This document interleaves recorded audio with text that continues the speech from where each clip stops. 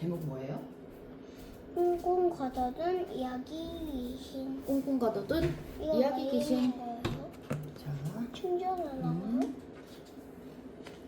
꽁꽁 가둬둔 이야기 귀신.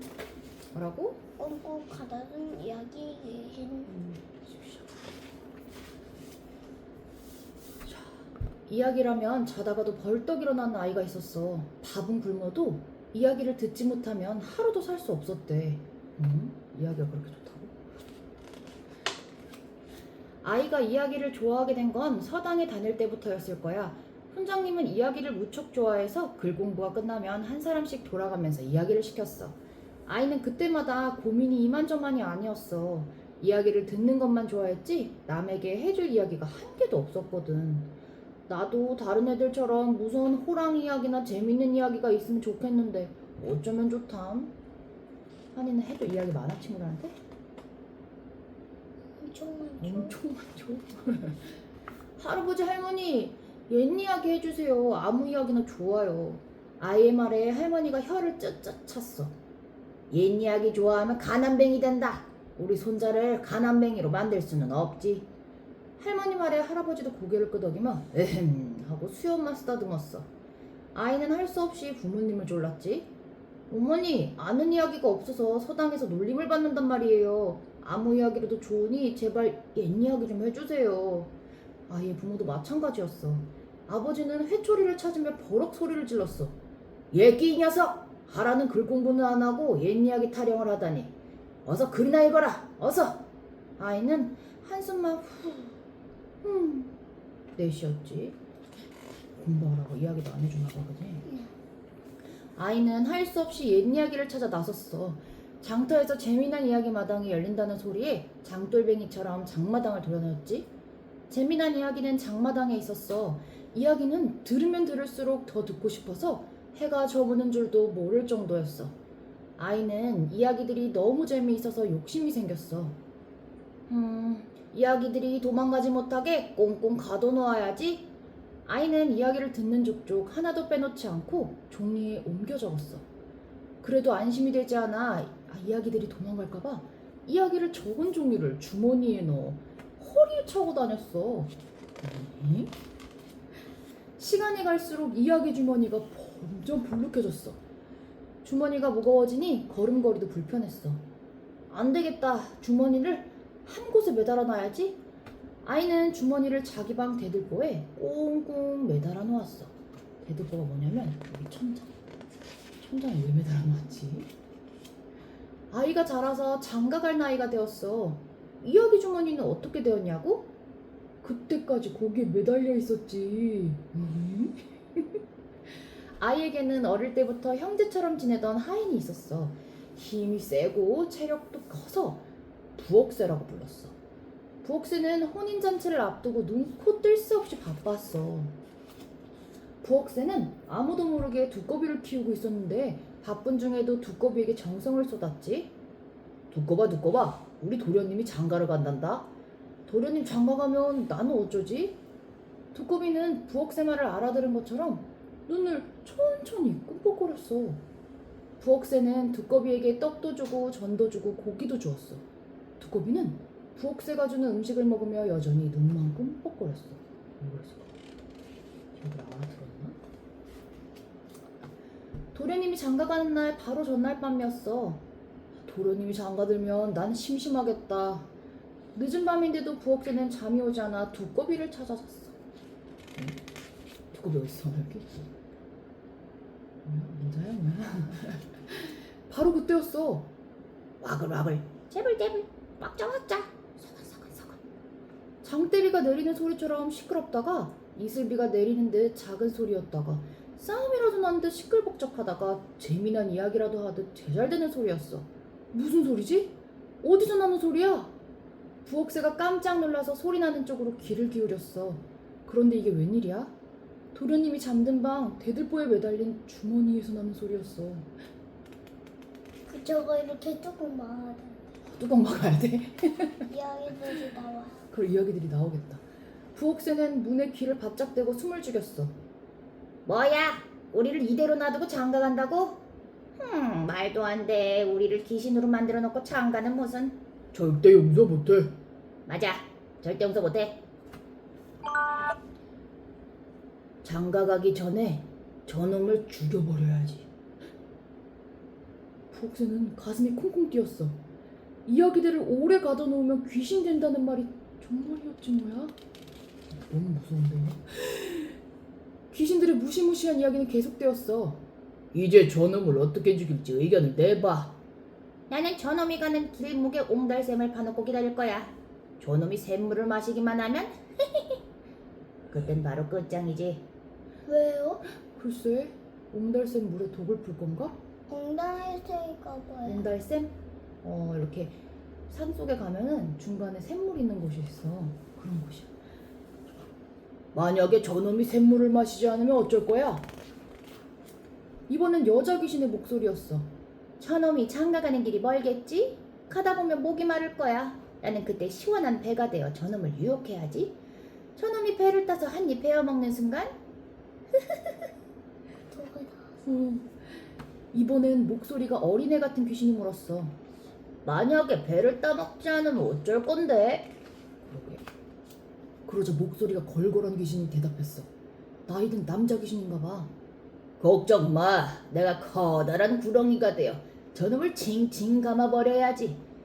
그러면 저놈이 숨이 막혀 캑캑거리다가 죽어요. 이게 왜 이러는 거야?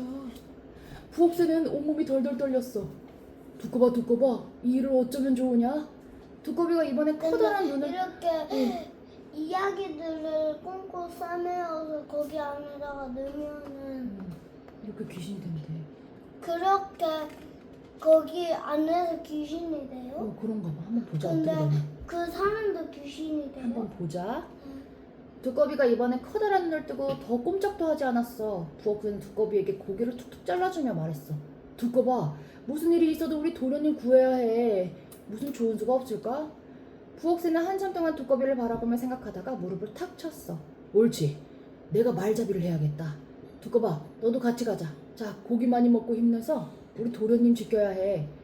부엌새는 두꺼비를 한참 동안 쓰다듬어주고 잠자리에 들었어. 이튿날이 되었어. 부엌새는 서둘러 말고삐를 움켜쥐었어. 잠 속에 두꺼비도 숨겨두었지. 도련님, 제가 말잡이를 할게요. 도련님은 순순히 그러라고 했지. 장가가는 도련님은 싱글벙글했지만 부엌새와 두꺼비의 가슴에 콩당콩당 뛰었어. 이윽고 첫 번째 고개를 넘었어. 햇볕이 쨍쨍 내리쬐니 몹시 목이 말랐어. 말도 할딱거리고 도련님도 땀을 닦았어. 여기가 바로 그 옹달샘인가 봐. 부엌새는 더워도 꾹 눌러 참았어. 골짜기를 지날 때였어. 거울처럼 맑은 옹달샘이 보였어. 부엌새는 바짝 긴장이 되었지. 아니나 다를까 도련님이 부엌새에게 말했어. 부엌새야, 저 샘물 좀 마시고 가자. 부엌새는 가슴이 쿵 내려앉았어. 안 돼요, 도련님. 저 물은 절대 안 돼요. 왜 안 되지? 독이 부엌새는 말고삐를 힘주어 끌었어. 도련님은 버럭 화를 내었어. 더운데 왜 샘물을 못 마시게 하니? 부엌새는 대답도 하지 않고 말을 몰았어. 여기 또 뭐가 있어 하나? 나무에? 감. 배가 있지. 감이 아니고. 산기슭에 탐스러운 배밭이 보였어. 부엌새의 등에 식은땀이 또 났어. 아니나 다를까 도련님은 배를 보자마자 말했어. 야, 저 배 참 시원하겠다. 잠깐 멈추고 저 배 따먹고 가자. 도련님 안 돼요. 절대 안 돼요. 부엌새야, 왜 내 말을 족족 안 들어주는 거냐? 응? 도련님이 화가 나서 소리를 버럭 질렀어. 부엌새는 점잖게 말했지. 도련님, 오늘처럼 경사스러운 날에 도둑처럼 남의 배를 따먹으면 되겠어요? 부엌새의 말에 도련님도 침만 꼴꺽 삼켰어. 부엌새는 배밭을 빨리 지나가려고 말고삐를 잡고 냅다 뛰었어. 다행이다. 그런데 이게 어찌된 일이야? 배나무 가지가 점점 길어지더니 춤을 추듯 너울너울 따라오네. 도련님은 배를 보자 따려고 손을 내밀었어. 잠깐만 멈춰라. 저 배 좀 안 돼요. 절대 안 돼요. 그 배를 먹으면. 도련님은 말 위에서 두 팔을 하늘로 허우적허우적하고 부엌새는 말고삐를 잡고 마구마구 말을 모았지. 부엌새는 간신히 배밭을 지나친 후에야 숨을 골랐어. 와우, 다행이다. 도련님은 너무 지쳐서 색시집에 도착하자마자 파김치처럼 축 늘어졌어. 부엌새는 그제서야 도련님에게 시원한 물을 한 바가지 퍼줬어. 도련님, 이제 이 물은 실컷 마셔도 돼요. 도련님은 벌컥벌컥 물을 마셨어. 부엌새도 벌컥벌컥, 말도 아마 물 한 동이도 더 마셨을 거야. 진짜 눈물 난다 보다, 그지? 어땠을까? 어느새 밤이 되었어. 신랑 신부가 잠잘 신방이 꾸며졌지. 열두폭 병풍도 치고 고운 비단이불도 깔았어. 부엌새는 두꺼비를 아무도 몰래 병풍 뒤에 숨겼어. 두꺼봐. 오늘 밤 우리 도련님을 꼭 살려야 해. 두꺼비는 부엌새의 말을 잘 알아들었다는 듯 또 눈을 꿈벅거렸어. 새신랑과 새색시는 아무것도 모른 채 신방에 들어갔어. 부엌새는 걱정이 이만저만이 아니었어. 뻑거리는 게 어, 알았다고 하는 것 같아요. 그래, 환희 생각에 엄마도 그런 것 같아. 한번 보자. 어쩌면 좋지? 이제 밤이 되면 늙은 이야기 귀신이 구렁이가 되어 나타날 텐데. 부엌새는 가만히 있을 수가 없었어. 도련님, 저도 이 방에서 자게 해주세요. 새신랑은 기가 막혔어. 하루 종일 심술을 부리더니 이제는 신방까지 들어와서 해방을 놓겠다는 거냐? 해방이 아니에요, 도련님.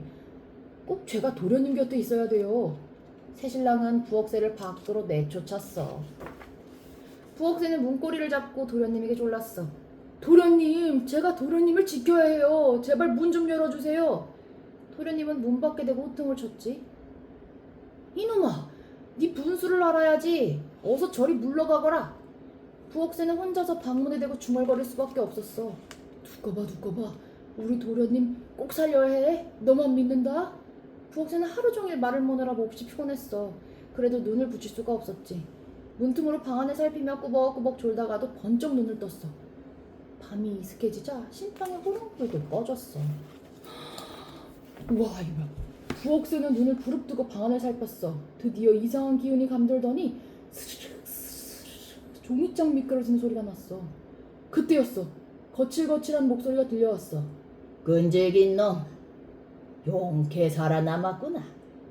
이번엔 끝장내주마. 아, 그 귀신이다. 부엌새는 문고리를 잡아당겼지만 잠긴 문은 열리지 않았어. 부엌새는 두꺼비를 애타게 불렀어. 두꺼봐, 어서 저놈을 없애버려.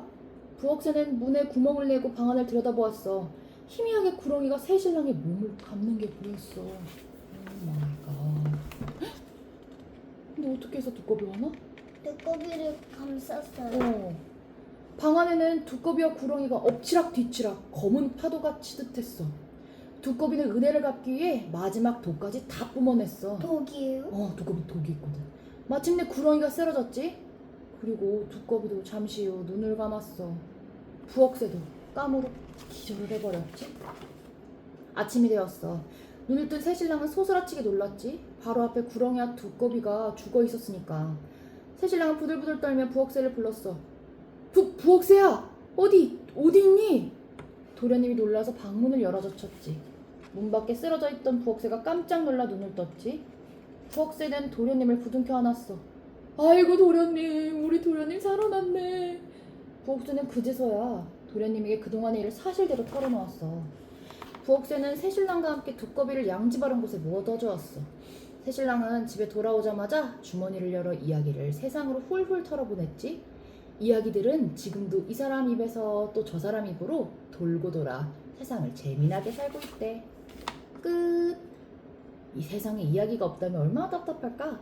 이야기는 세상을 떠돌면서 사람들의 입을 통해 뼈가 단단해지고 살이 붙어 전설이 되고 신화가 되고 또 문학이 되어 왔어요.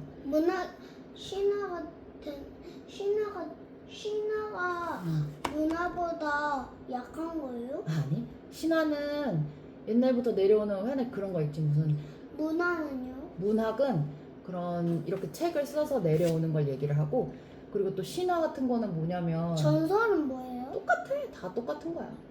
이렇게 옛날부터 내려오는 이야기들 있지. 뭐 박효거세가 알에서 나왔다는 이야기도 그렇고, 또 환웅 알지? 환웅이 내려와가지고 또 저기 환웅이란다. 환웅이 맞지? 곰하고 결혼을 하고 이런 이야기 알지? 그런 것처럼. 이건 뭐? 그런 거? 곰과 두 친구. 이거 뭐 깎고